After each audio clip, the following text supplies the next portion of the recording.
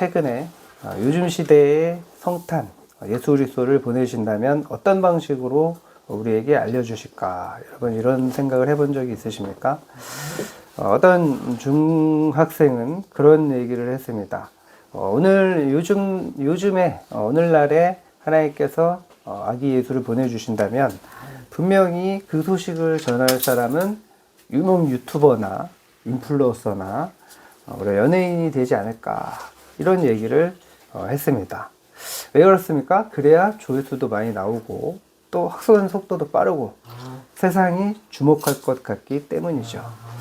실제로 최근에 많은 회사에서 홍보 방법이 바로 유튜버나 인플루언서들에게 광고를 주고 홍보하게 하는 것이 그 방법입니다. 이미 그런 방법들을 쓴 지가 꽤 됐죠. 저도 예전에 그런 생각을 한 적이 있었습니다. 하나님께서 뉴스에 뿅 나오셔가지고 내가 하나님이다, 내가 여호와다 하면 참 쉽게 모든 사람들이 알게 될 텐데 그런 생각을 했던 적이 있습니다. 그런데 항상 하나님의 방식은 어떻습니까? 굉장히 이상하게 보일 정도로 생각될 정도로 특이합니다. 항상 하나님은 늘 약한 사람들 그리고 이야기거리가 되지 않는 사람들, 평범한 사람들을 선택하셔서 복음을 선포를 하셨습니다. 성탄절만 그런 것이 아니죠. 부활하신 그 부활의 은혜도 누가 제일 먼저 그 소식을 알았습니까? 막달라 마리아가 알았잖아요. 그렇죠? 제일 연약하고 제일 부족하고 제일 영향력이 없는 막달라 마리아에게 부활의 소식을 알려주셨습니다. 자, 오늘 본문도 그렇습니다. 성탄의 첫 초대장은 왕궁이 아니었어요. 그리고 이스라엘 민족들이 가장 영향력을 미치고 있는 그런 성전도 아니었습니다. 베들레헴의 들판에 그 중에서도 정말 평범한 목자들에게 도착을 한 겁니다. 왜 그러셨을까? 왜 하나님은 이런 방법을 사용하실까? 자, 이 질문의 답을 찾다 보면 우리는 성탄의 본질 그리고 하나님의 선택하심의 은혜를 깨닫게 될 줄 믿습니다. 자, 오늘 말씀을 잘 듣고 하나님의 놀라운 방식과 놀라운 그 사랑을 깨닫는 저와 여러분 되시기를 주님의 이름으로 축복합니다. 그 지역의 목자들이 밤에 겉에서 자기 양떼를 지키더니, 자, 이 말씀은 정말 너무나 평범하죠. 그래서 지나쳐 가기가 쉽습니다. 저도 여러 번 이 본문을 읽었지만 그냥 지나쳤었죠. 그러나 당시 사람들에게 이 장면은 굉장히 큰 충격이었습니다. 충격 그 자체였어요. 당시 목자들은 어떤 존재였습니까? 사람들에게 존경을 받는 그런 사람들이 아니었습니다. 그런 직업이 아니었어요. 법정에서도 그들의 증언은 잘 받아들여지지 않던 그런 시대였습니다.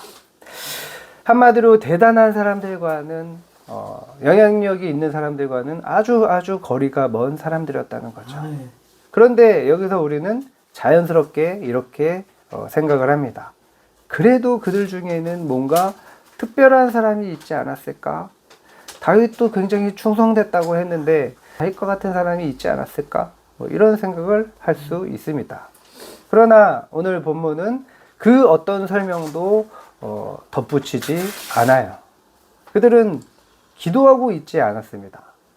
그들은 천사를 기다리고 있지도 않았어요. 그리스도를 기대하면서 금식하고 있지도 않았습니다. 그저 자기 일을 하고 있었을 뿐이었어요. 왜 하나님은 제사장이나 지도자들이 아니라 정말 평범한 목자들에게 먼저 이 복음을 알려주셨을까? 그들이 특별했기 때문이 아니라 하나님이 선택하시기로 결정하셨기 때문입니다. 하나님은 대단한 사람을 사용하시는 분이 아니라 오히려 평범한 사람을 선택하시고 또 그 선택을 통해서 하나님의 위대하심을 드러내시는 분이십니다. 유진 피터스는 이렇게 말했습니다. 하나님은 특별한 사람을 찾으시기보다 평범한 사람의 삶 속에 특별하게 들어오신다. 특별한 사람을 선택하는 게 아니라 평범한 사람의 삶 속에 특별하게 들어오신다.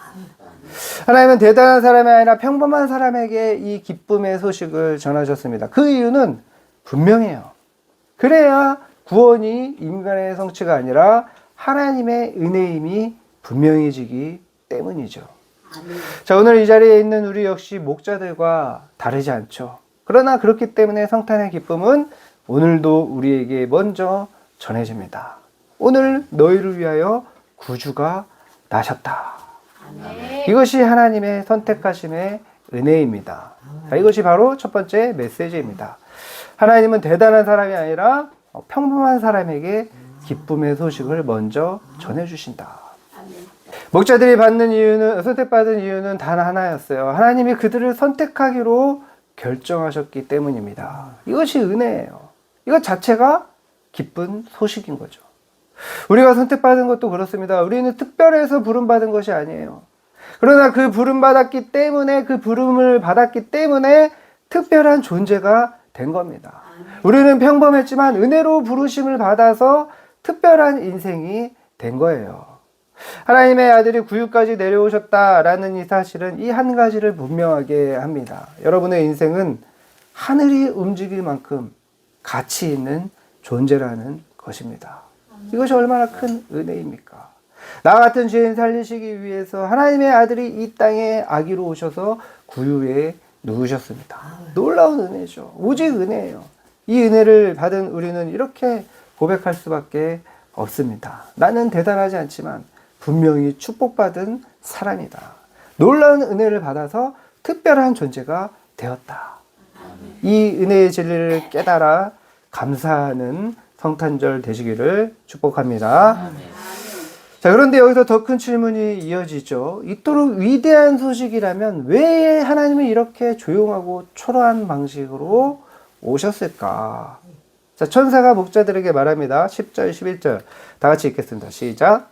천사가 이르되 무서워하지 말라. 보라, 내가 온 백성에게 미칠 큰 기쁨의 좋은 소식을 너희에게 전하노라.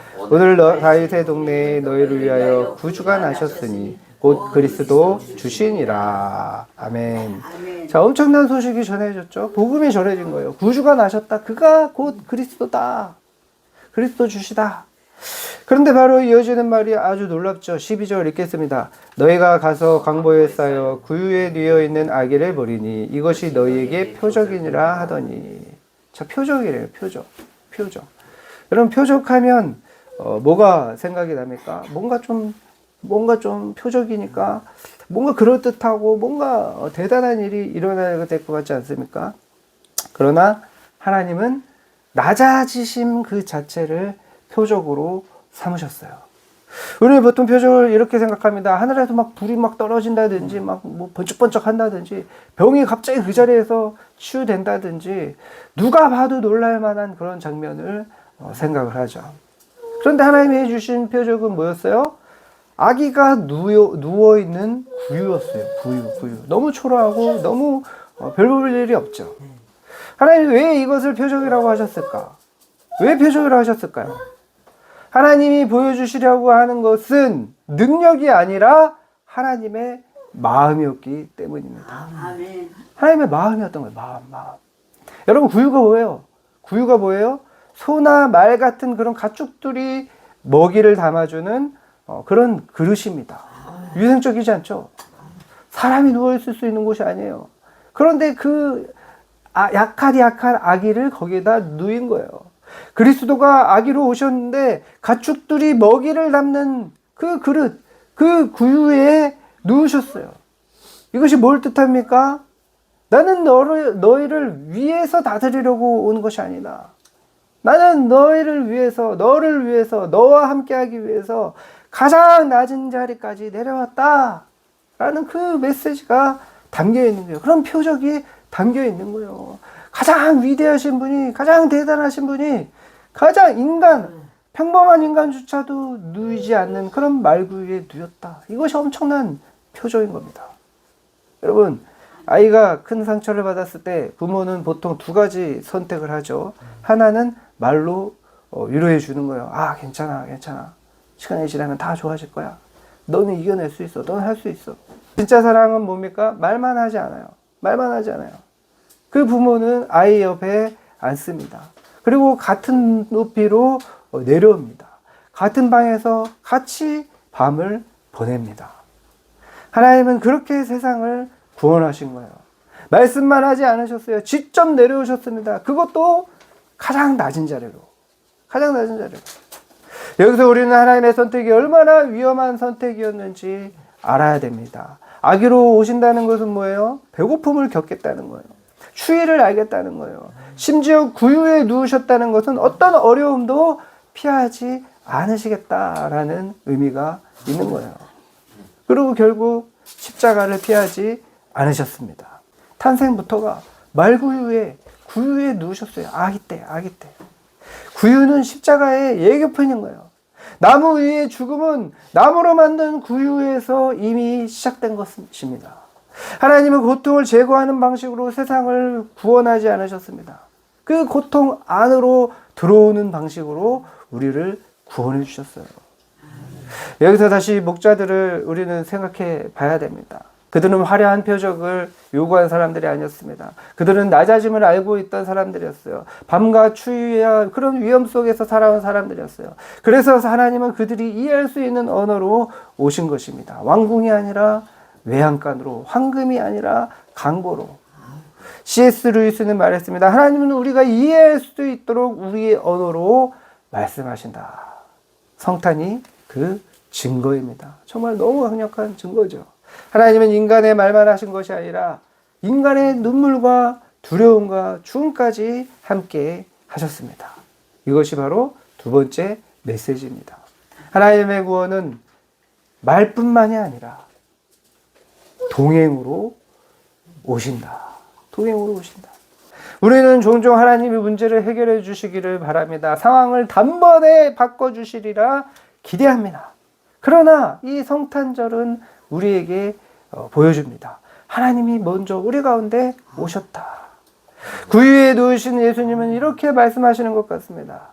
나는 너희의 고통을 제거하기 전에 먼저 너희 고통을 안고 있겠다. 자, 목자들은 천사의 말을 기억만 하지 않았습니다.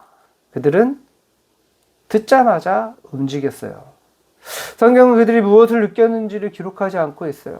대신 그들이 무엇을 했는지를 기록하고 있습니다. 복음은 언제나 감정의 문제가 아니라 방향의 문제이기 때문입니다. 목자들은 행동했습니다. 어떤 행동을 했어요? 어떤 행동을 했습니까? 그 밤에 아기 예수님을 만나러 갔습니다. 여러분, 당시 시대에는 밤에 움직이는 것이 엄청난 도전이었어요. 그 자체가. 그죠? 불빛이 없어서 캄캄합니다. 길도 아스팔트가 아니기 때문에 울퉁불퉁 어디에 걸려 넘어질지 모릅니다. 캄캄한 밤에 흙길을 간다는 것 자체가 너무너무 쉽지 않은 일이에요. 그죠? 그리고 또 치안이 제대로 됐겠습니까? 오늘날도 그렇지만 당시에는 더욱더 범죄는 밤에 발생했을 것입니다. 강도들이 많이 있었을 가능성이 높아요. 그런 위험을 무릅쓰고 목자들은 아기 예수를 만나러 간 것입니다. 여러분, 왜 목자들은 그 어려움을 무릅쓰고 밤길을 떠났을까요? 왜 그랬을까요? 그 은혜가 그 자리에 그대로 있을 수 없게 만들었기 때문입니다. 그렇습니다. 진짜 은혜는 사람을 가만히 두지 않습니다. 진짜 사랑은 사람을 이전 자리로 돌려보내지 않는 거예요. 큰 사고에서 살아남은 사람들의 고통증이 있어요. 그들의 일상은 달라지지 않았죠. 그러나 같은 그런 감사하는 같은 일을 겪고도 같은 일을 하면서도 감사하는 빈도가 달라지게 되는 거예요. 왜 그럴까요? 왜 그럴까요? 죽음 가까이까지 가서 그 죽음 가까이에서 생명을 만났기 때문입니다. 다시 사는 놀라운 일을 경험했기 때문이에요. 생명의 소중함을 알게 됐기 때문이에요. 그죠? 오늘은 뭐라고요? 오늘은 어제 누군가가 간절히 원하던 날이다.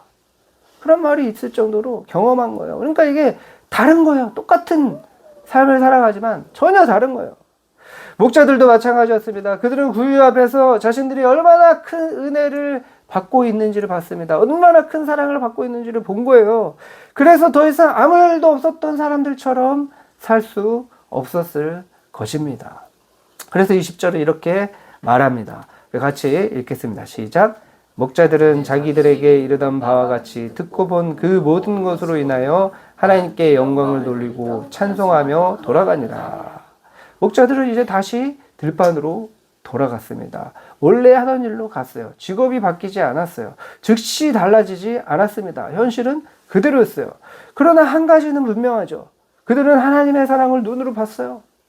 하나님의 아들이 그리스도가 구유에 누워 계신 것을, 아기로 오셔서 구유에 누워 계신 것을 봤어요. 그들은 그리스도의 신 아기 예수님을 만났어요. 그래 그들의 삶의 이후로 어떻게 됐겠습니까? 그들은 어떻게 살았겠습니까? 최소한 신앙이 있지 않았겠습니까? 최소한 그 복음을 전하지 않았겠습니까? 여기서 성탄은 우리에게 분명하게 묻습니다. 너는 나를 얼마나 깊이 받아들였느냐? 너는 나를 얼마나 깊이 받아들였느냐? 성탄은 아름다운 장식으로 끝나는 것이 아니에요. 눈물 나는 이야기로 끝나지 않아요. 성탄은 삶의 주인이 바뀌는 사건입니다. 구유에 누우신 예수님은 자라나셔서 마침내 십자가 위에서 자신을 내어 주었습니다. 그분의 사랑은 한 번 감당하고 잊어도 되는 그런 사랑이 아닌 거예요. 우리의 전부를 요구하는 사랑입니다. 목자들은 가장 낮은 자들이었지만 가장 먼저 복음의 증인이 됐습니다. 그날 이후 하늘의 노래는 끝났지만 그들의 인생의 찬송이 시작됐습니다. 자, 이것이 세 번째 메시지예요. 참된 은혜는 감동으로 머무르지 않고 반드시 삶의 방향을 바꾼다. 이것이 굉장히 중요한 말입니다. 많은 사람들이 그냥 감동에 머무르고 눈물을 흘리고 은혜 받았습니다. 그리고 끝이에요. 돌아가면 다시 원래대로 살아요. 그렇지 않다는 거예요. 삶의 방향을 바꾼다는 거예요.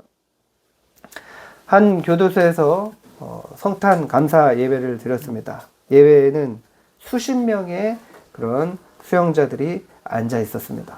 대부분 고개를 숙이고 앉아 있었어요. 기대감도 감동도 없는 그런 표정이었습니다. 설교자는 누가복음 2장의 말씀을 전했습니다. 오늘 다윗의 동네에 너희를 위하여 구주가 나셨으니. 설교는 뭐 휘황찬란하거나 그렇게 임팩트가 있지 않았어요. 다만 이 한 문장을 반복해서 전했습니다. 예수님은 잘못한 사람을 회개하게 하시고 용서하기 위해서 오신 분이십니다. 예배가 끝날 즈음에 맨 뒤에 앉아있던 한 중년 남성이 고개를 떨군 채 울고 있었습니다. 예배 후에 그는 이렇게 말합니다. 목사님, 오늘 처음으로 하나님이 나를 미워하지 않으신다는 생각이 들었습니다.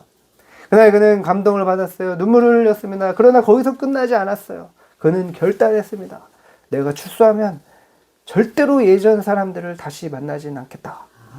그 말은 쉽지 않은 선택이었어요. 왜냐하면 그의 삶의 자리에서 전에 사람들을 만나지 않는다는 것은 완전히 모든 것을 새롭게 해야 된다는 뜻이기 때문입니다. 출소 후에 그는 작은 공장에서 일을 시작했습니다. 월급은 적었습니다. 자존심도 자주 무너질 만한 그런 일들이 있었어요. 그러나 어느 날 과거에 함께 일하던 사람이 찾아와서 말했습니다. 야, 한 번만 같이 일하자. 한 탕만 더 하자. 이게 진짜 마지막이야. 그날 밤 그는 교도소 예배에서 들었던 그 말씀을 떠올렸다고 합니다. 아기가 구유에 누워있다. 그리고 이렇게 고백했습니다. 예수님은 편한 자리로 오지 않으셨는데 내가 다시 편한 길로 돌아갈 수는 없다. 그는 그 제안을 거절했습니다. 그 선택 이후 삶은 더 빠르게 좋아지지 않았어요. 그러나 분명히 방향은 달라졌습니다. 몇 년 후에 그는 이렇게 고백했습니다. 은혜는 내 인생을 즉시 성공으로 바꿔주지 않았습니다. 하지만 잘못된 과거로 돌아갈 길은 끊어주셨습니다. 보네포는 말했습니다. 은혜는 값없이 주어지지만 그 은혜를 따르는 삶은 결코 가볍지 않다. 참된 은혜는 사람을 잠시 울게 만들고 끝내지 않습니다. 서 있는 방향을 바꿉니다. 되돌아갈 길을 좁힙니다. 다른 선택을 하게 만듭니다. 여러분은 구유 앞에서 무엇을 하고 있습니까? 감동하고 돌아섭니까? 아니면 변화된 사람으로 돌아갑니까? 성탄은 우리에게 말합니다. 하나님은 이미 당신의 인생 한가운데로 내려오셨다.